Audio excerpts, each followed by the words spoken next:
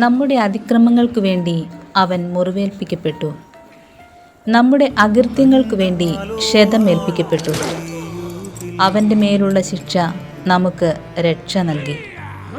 അവൻ്റെ ക്ഷതങ്ങളാൽ നാം സൗഖ്യം പ്രാപിച്ചു. യെശയ്യാ പ്രവാചകന്റെ പുസ്തകം 53-ാം അധ്യായം 5-ാം തിരുവചനം.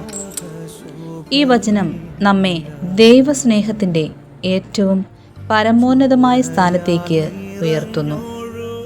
നമ്മുടെ പാപവും ദുഃഖവും സഹനങ്ങളും ഏറ്റെടുത്ത ദൈവത്തിൻ്റെ സ്നേഹം. നമ്മുടെ അതിക്രമങ്ങൾക്ക് വേണ്ടി അവൻ മുറിവേൽപ്പിക്കപ്പെട്ടു. നാം ചെയ്ത പാപങ്ങളും തെറ്റുകുറ്റങ്ങളും അവൻ ഏറ്റെടുത്തു.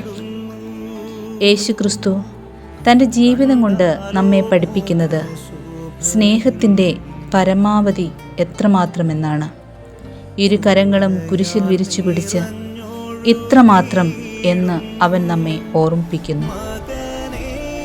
അവൻ ക്രൂശിൽ സഹിച്ച വേദന നമ്മുടെ മോചനത്തിൻ്റെ വഴിയാണ്. അവൻ്റെ മേലുള്ള ശിക്ഷ നമുക്ക് രക്ഷ നൽകി. നമ്മുടെ ജീവിതത്തിലെ പ്രശ്നങ്ങൾ, പ്രതിസന്ധികൾ എന്നിവയെല്ലാം ത്യാഗത്തോടെ സ്നേഹത്തോടെ ഏറ്റെടുക്കുമ്പോൾ അവൻ നേടിത്തന്ന രക്ഷ നാമും സ്വായത്തമാക്കുകയാണ്. ഈ അവസരത്തിൽ അവിടുന്ന് നമ്മെ ഓർമ്മപ്പെടുത്തുന്നു, നാം ഒറ്റയ്ക്കല്ല. അവൻ്റെ മുറിവുകളാൽ നാം സൗഖ്യം പ്രാപിച്ചു. ഇത് ശരീരത്തിൻ്റെ സൗഖ്യം മാത്രമല്ല, ഹൃദയത്തിൻ്റെ, ആത്മാവിൻ്റെ സൗഖ്യവും കൂടിയാണ്.